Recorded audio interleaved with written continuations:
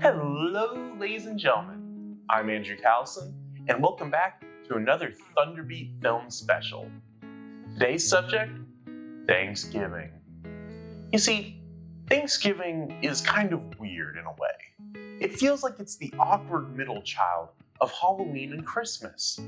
And weirdly enough, it feels like it's the only major American holiday that consumerism and corporatism has yet to conquer, at least in the world of film, it seems. See, for every Halloween film and every Christmas film, it feels like there's 0 Thanksgiving movies. So it got me thinking, what Thanksgiving movies are even out there? So after a little bit of research, and by a little bit I mean a solid 10 to 15 minutes, and a solid 6 hours of laying around on the couch and watching movies for a whole day, I've brought you a curated list of some of the Thanksgiving movies I think deserve a little bit of attention, I guess. First up on the chopping block, Freebirds from 2013. This movie is interesting, I will give it that. You see, this movie is about 2 turkeys going back in time to the first Thanksgiving to get turkeys off the menu. That's not my words, that's the movie's. Not even kidding. At one point, one of the main characters, voiced by Woody Harrelson for whatever reason, says it once to the other main character, voiced by Owen Wilson. Wow.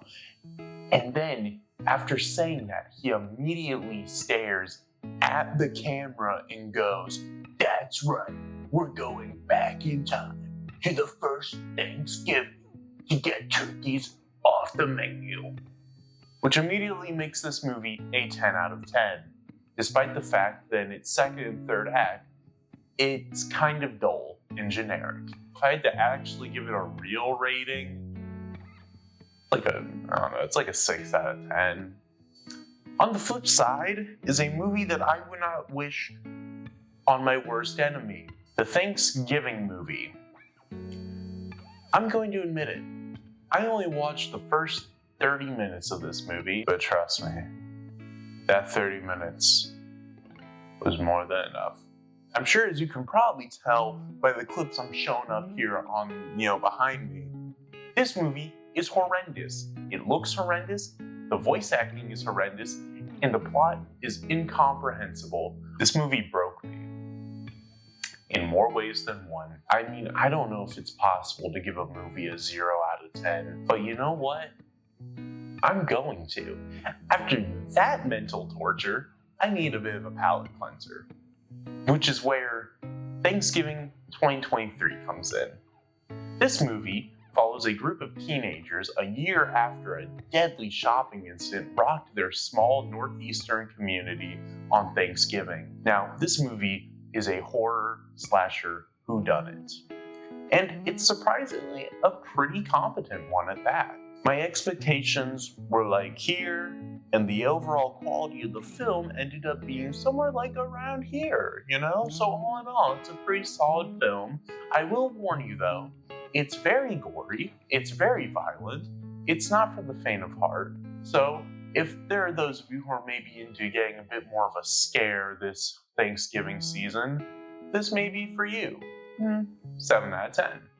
This section of the video was originally intended for the movie Thanksgiving. Now, I cannot in good conscience endorse this film, because personally, I am repulsed by it on the moral level. So instead, I'll be talking about a Charlie Brown Thanksgiving. 10 out of 10. No notes. Go watch that if you want to feel good. Don't watch Thanksgiving. Lastly, we have a film that I was actually surprised to even find out it was a Thanksgiving film, because for a majority of my life, I thought it was a Christmas movie. When I looked this movie up on Amazon, the image it showed was Christmas themed. I guess what I'm trying to say is, I will not tolerate the gaslighting by Amazon and several other studios and companies into believing that Planes, Trains, and Automobiles is a Christmas movie. Do you hear me? Anyway, as I was saying, surprisingly, Planes, Trains, and Automobiles, starring Steve Martin and John Candy, is actually a Thanksgiving movie.